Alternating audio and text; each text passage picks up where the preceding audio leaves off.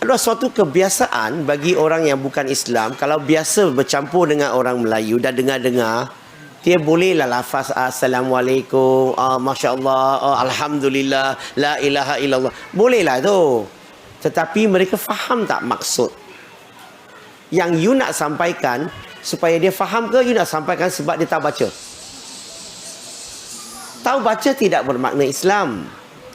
Yang dia kena faham. Sebab itulah La ilaha illallah yang saya terang tadi, Tuhan dan ciptaan. Ingat lagi tak tadi? Kalau you boleh terangkan buat dia faham, tak mau sebut Tuhan dia tak nama dalam tu. Lain-lain semua sebut. Sini ke sini. Dia setuju, dia mula boleh kenal Tuhan. Itu penting. Bukan ajak dia macam ni saja. Sebab ajak tu dia rasa, kenapa mau ajak? You orang Melayu Islam, kita orang India Hindu, orang Cina Buddha. Kenapa nak tukar-tukar bagi dia? Sebab dia tak kenal Tuhan. Sebab itulah kena terangkan. Niat baik, cara salah.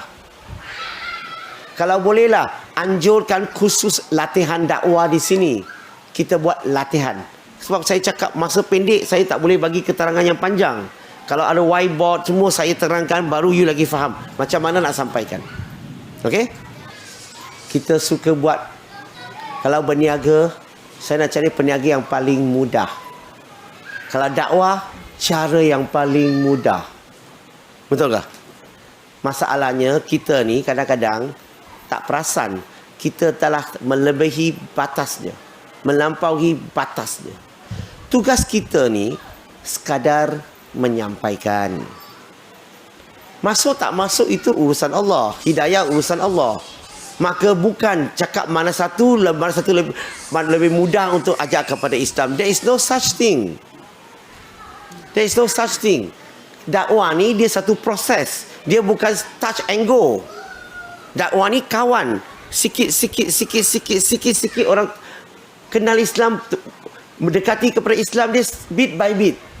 So bagi saya, dakwah ni yang penting kita hanya perlu fikir kategori kita.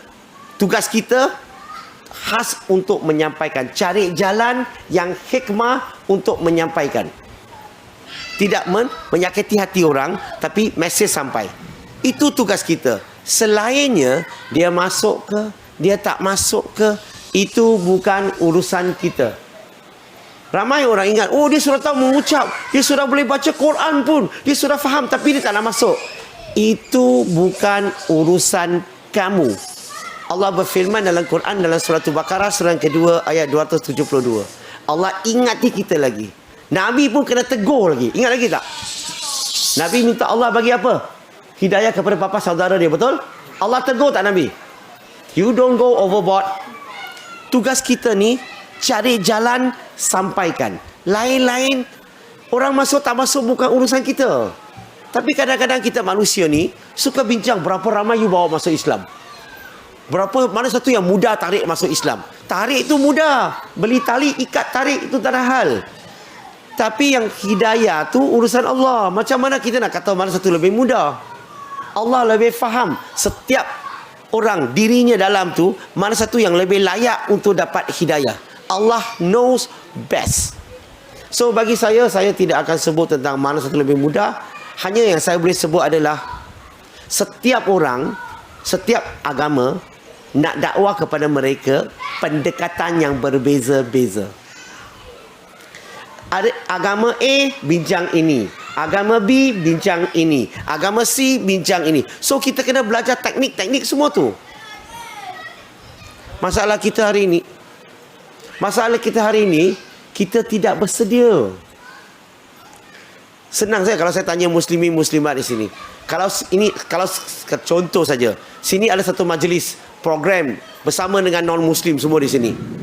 Tiba-tiba non-muslim ajak kita, sahabat, boleh tak kamu keluar ke depan, tolong cakap 10 minit tentang Islam kepada kami tak tahu apa itu Islam. Tiba-tiba non-muslim suruh kita datang ke depan cakap 10 minit. Saya nak tanya, kamu tahu tak apa mau cakap? Percaya kata saya, otak kita jadi kosong. Sebab apa? Sebab kita tidak bersedia. Yang tak bersedia tak apa, tak mau bersedia. Berarti saya sebut tadi. So pendekkan cerita, kita orang Islam, Kita kena ubah sikap kita. Kita kena ikut cara Nabi Muhammad sallallahu alaihi wasallam. Jangan hanya sekadar kata kita sayang Nabi. Sayang Nabi tak cukup.